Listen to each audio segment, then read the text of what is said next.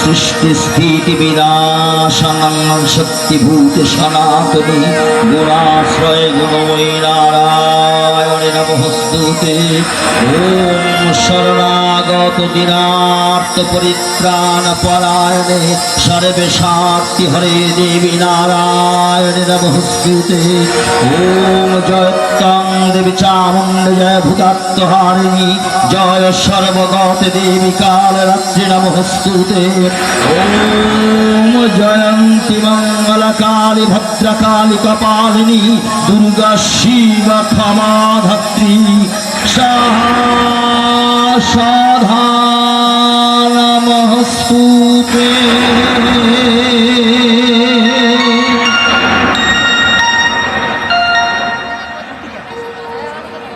सम्मानित उपस्थिति श्यामा नाट्य संस्थार पक्ष থেকে আবারো জানাই শুভেচ্ছা অভিনন্দন ও ভক্তিপূর্ণ প্রণাম। যার পদরেণুতেই রঙ্গ জগৎ ধন্য হয়েছে, যার আশীর্বাদে এই রঙ্গ জগৎ আজ মানুষের মনে দোলা দিয়ে টেনে নিয়ে যায় রঙ্গমঞ্চে, সেই পরম পুরুষ শ্রী শ্রী রামকৃষ্ণ পরমহংসদেবকে শ্রদ্ধা ও প্রণাম জানিয়ে শুরু করতে যাচ্ছি আজকের শ্যামা মা নাট্য সংস্থার মূল অধিবেশন। প্রণাম জানাই নাট্যাচার্য গিরিশচন্দ্র ঘোষ ও নট সম্রাজ্ঞী নটি বিনোদিন সহ সকল শ্রদ্ধাভাজন নাট্য ব্যক্তিত্বকে, যাদের অক্লান্ত পরিশ্রমের ফলে আজকের এই হোগলার চক জগদ্ধাত্রী মায়ের মন্দিরে সৃষ্টি হয়েছে নববৃন্দাবন।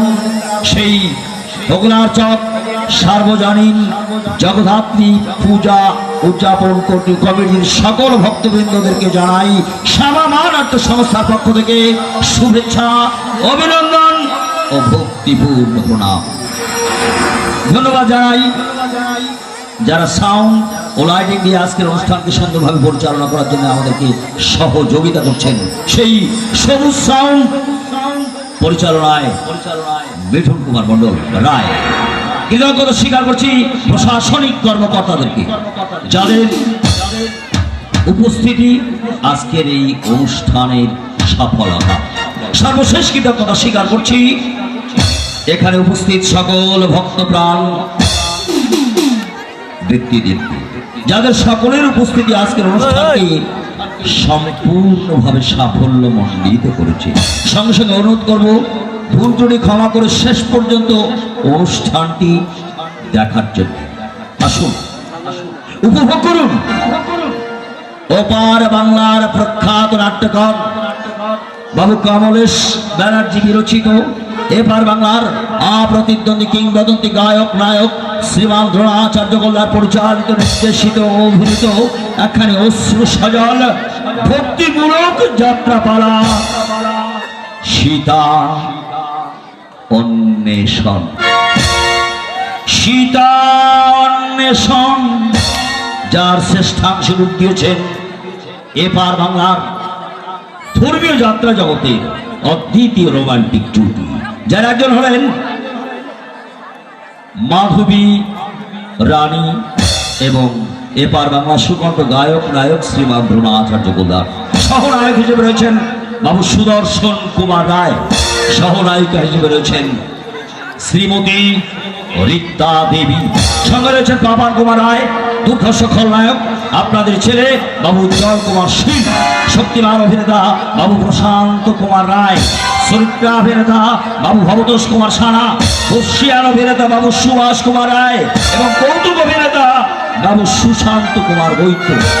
সঙ্গে রয়েছেন আর একজন সহনায়িকা লতিকা রানী রায় এবং শিশু চরিত্রে মাস্টার অয়ন কুমার মণ্ডল।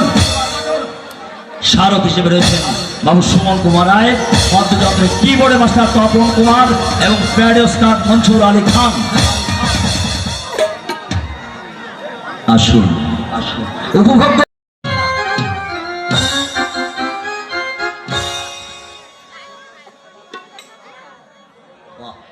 সুন্দর সুন্দর অপূর্ব সুন্দর। প্রকৃতির দৃশ্য মনোরম। দিকে দিকে ফুটিয়াছে কত শত ফুল, গন্ধে তাহারা মুগ্ধ করিয়াছে পাতার কুটি। ওই মাধবীরতা, ওই বৃক্ষ শাখে পাখি পূজন, ওই স্রোতস্বিনী গোদাবরী যেন নিবিড় বাঁধনে বেঁধেছে আমায়। কিন্তু হায়, পূর্ণ হলে বর্ষ চতুর্দশ, ফিরে যেতে হবে মোর জন্মভূমি অযোধ্যায়। রঘুনাথ, রঘুনাথ, রঘুনাথ, রঘুনাথ, রঘুনাথ, রঘুনাথ। কি হয়েছে বলো? কি এত চঞ্চল করে মনে হচ্ছে কেন? ওহো, বুঝেছি, নিশ্চয়ই কোনো ভীতিকর জীবকে দেখে তুমি ভয় পেয়েছো, তাই না? না না না না, ভাই কেন পাবো? তুমি যার স্বামী, ধানকি লক্ষণ যার দেবর, তার আবার ভয় কিসে? তুমি চঞ্চল হয়েছো কেন? ওই ওই সোনার হরিণ দেখে। সোনার হরিণ? হ্যাঁ হ্যাঁ রঘুনাথ, ওই এখানেই ছিলেন, এখানেই ছিলেন। সোনার সোনার বরণ গায়ে, মায়ায় জড়ানো কাজল টানা চোখ, এখানেই ছিল। আমি তার সঙ্গে এখানেই বসে খেলা করছিলাম। যেই যেই তাকে আমি ধরতে গেলাম, অমনি সে ছুটে পালালো। ওই ওই যেতে দাও সীতা, যেতে দাও।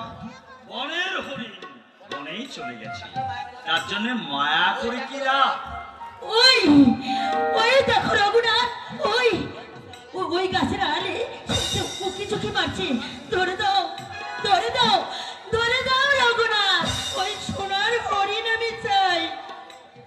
স্বাধীন জীব স্বাধীন ভাবে বনের মাঝে খেলা বেড়ায়, কি হবে, কি হবে ওকে ধরে সেটা? রঘুনাথ, অমনি অভিমানে মুখ ভার হয়ে গেল। ভালো কথা শোনো সীতা, আজ আর শোনো না, আজ 13 বছর 2 মাস পূর্ণ হয়ে গেল, বাকি মাত্র 10 মাস। এই 10 মাস পরে আবার আমরা অযোধ্যায় ফিরে যাব। মাত্র 10 মাস? হ্যাঁ, মাত্র 10 মাস। 10 মাস পরে আমরা অযোধ্যায় ফিরে যাব। ও কতকাল পরে মায়েদের সঙ্গে দেখা হবে, কতকাল পরে শ্রুতি কীর্তি মান্ডবী উর্মিলা বোনদের সঙ্গে দেখা হবে। ও রঘুনাথ, এই কি আনন্দ, কি আনন্দ রঘুনাথ, এই আনন্দের উচ্ছ্বাস যে আমি ধরে রাখতে পারছি না। সত্যি সীতা, আমার মনে আজ বয়ে চলেছে আনন্দের তরঙ্গ। তাই তো আজ থেকে থেকে মনে পড়ছে পিতৃ সত্য পালনের জন্য যখন আমি 14 বছরের বনবাস দণ্ড মাথা পেতে নিলাম, তুমি আর লক্ষণ স্বেচ্ছায় আমার সঙ্গে আসবার জন্য তৈরি হয়ে গেলে। পিতা দশরথ, হা রাম, হা লক্ষণ, হা বধূমাতা বলতে বলতে শোকের সেরাঘাত বুকে প্রাণ হারালেন। কৌশল্যা সুমিত্রা জননী কেঁদে কেঁদে হয়েছিলেন পাগলিনীর মতো। রাজধানীর চতুর্দিক থেকে ধ্বনিত হয়েছিল সে কি করুণ সুর, কান্না, কান্না, শুধু কান্না। রঘুনাথ, রঘুনাথ,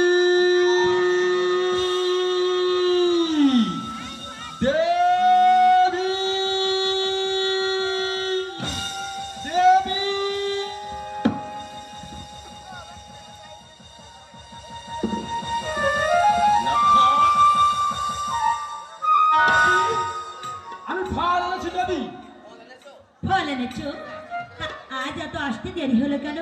দেবী, আজ আমার কি দুর্ভাগ্য দেবী, সারা বন তন্ন তন্ন করে খুঁজেও আমি যখন একটা ফলের সন্ধান করতে পারছিলাম না, ঠিক তখন ব্যস্ত হয়ে আমি যখন কুটিরের উদ্দেশ্যে রওনা দিলাম, তখন আমার কুটিরের পাশে দেখতে পেলাম একটি গাছে 3টি ফল কোথায় আমারই অপেক্ষায় রয়েছে।